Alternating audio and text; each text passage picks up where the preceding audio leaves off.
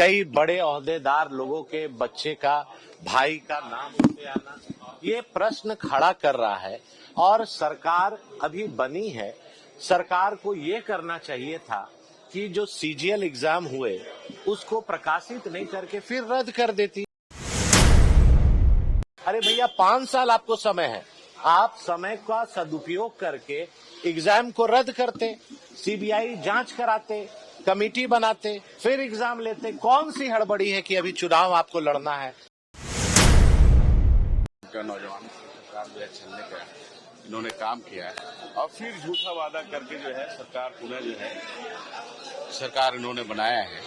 और हम लोग जो है इसका पुरजोर तरीके से जो है सदन में इस मामले को उठाएंगे और हर मुद्दे पर जो है सरकार को हम लोग जो है नौजवानों को जो है नौकरी के सवाल पर हम लोग घेरेंगे। जब बजट हम लोग देख लेते हैं उसके बाद जो है पुरजोर तरीके से हम लोग छात्रों का इंसाफ मिल पाएगा, क्या लग रहा है? नहीं, कह रहे कि इंसाफ मिलेगा। 5 सालों में उन्होंने तो भाई ठगा है। अब हम लोग देखते हैं कि करते क्या हैं, लेकिन निश्चित रूप से छात्र के साथ है, छात्र के हर लड़ाई के साथ जो है कदम से कदम मिला करके हम लोग चलेंगे और पुरजोर तरीके से सड़क से लेकर के सदन में आवाज उठाएंगे। तो बिल्कुल ये तस्वीर आप देख रहे हैं, नवीन जायसवाल बीजेपी के विधायक पहुंचे हैं। कई बार पेपर रद्द हुआ, सितंबर महीना में एग्जाम होता है और इंटरनेट 5.5 घंटा के लिए बंद होता है।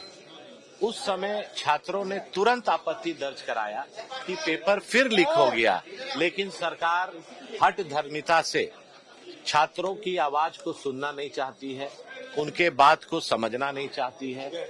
और आनन फानन में जब मामला सब जुडिस है और कोर्ट में मामला पेंडिंग होने के बावजूद रिजल्ट को प्रकाशित कर देना, रिजल्ट के पहले फेज में 82 लोगों का नाम आना, दूसरे फेज के एग्जाम में 2100 से ऊपर लोगों का नाम आना, सीरियल वाइज रिजल्ट आना, कई नेता, कई बड़े ओहदेदार लोगों के बच्चे का, भाई का नाम उनसे आना, ये प्रश्न खड़ा कर रहा है।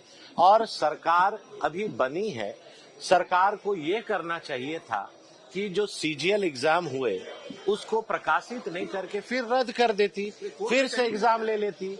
आज अगर नौजवानों में आक्रोश है तो उनसे बुलाकर बात करती, लेकिन एक पक्ष, ठीक है आपको जनता ने मैंडेट दिया है, सत्ता पे आप काबिज हुए हैं, लेकिन यही नौजवान आपको यहाँ तक पहुँचाए, फिर उस पर राजनीति स्टार्ट हो गया।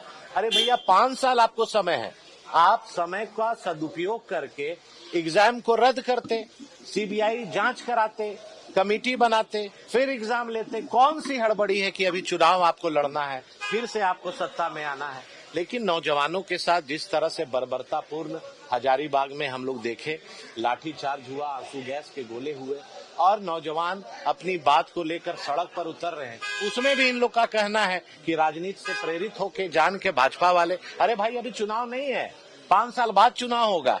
आप ये बात को समझिए और ये सरकार नहीं समझेगी तो झारखंड के युवा खामोश नहीं बैठेंगे, सड़क में भी लड़ेंगे और हम लोग सदन में भी लड़ेंगे और उनको न्याय दिलाने का हम लोग पुरजोर प्रयास करेंगे। लेकिन ये सरकार आंख में पट्टी बांध करके, कान में रुई लगा करके नौजवानों को देखना नहीं चाह रही है, उनकी बात सुनना नहीं चाह रही है। तो निश्चित तौर पर आज नौजवान आक्रोशित है और सत्ता के गुरूर में ये सरकार है, लेकिन बात सरकार को याद रखनी चाहिए। छात्रों से मिलने जाएंगे क्या? निश्चित तौर पर जहाँ भी उनकी जब समस्या होगी, जहाँ भी वो बोलेंगे, हम लोग उनके साथ खड़ा रहेंगे। नवीन जी, कोर्ट ने कहीं भी कहा कि रिजल्ट का प्रकाशन नहीं कर सकते। देखिए, एक ह्यूमैनिटी ग्राउंड होती है।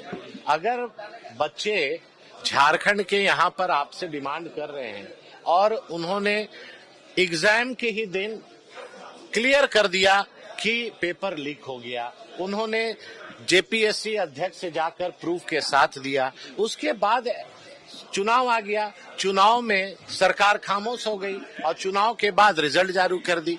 आप उनका जो मेरिट, जो आंसर की है, वो आप एक दिन पहले जारी करते हैं और दूसरे दिन एग्जाम का रिजल्ट आउट कर देते हैं। तो कहीं ना कहीं सरकार की नीयत में खोट है और नौजवान झारखंड के समझ रहे हैं। लाइट हाउस का एक सवाल है सर, लाइट हाउस